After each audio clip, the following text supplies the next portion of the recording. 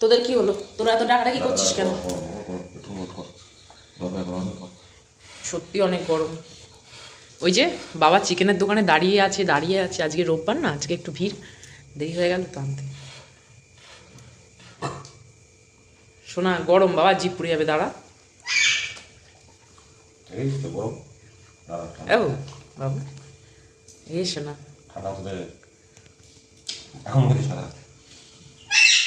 বাবা ফু দিয়ে দিচ্ছে, দাঁড়া একটুখানি, পাখাটা চালিয়ে দেবো গো, সব থেকে ভালো হয়। কি বলো? দাঁড়া।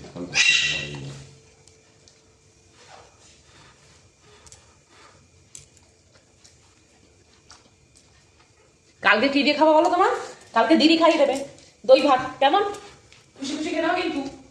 তুমি দই ভাত একদম পছন্দ করো না, তোমার সব থেকে অপছন্দ দই ভাত, তাই তো?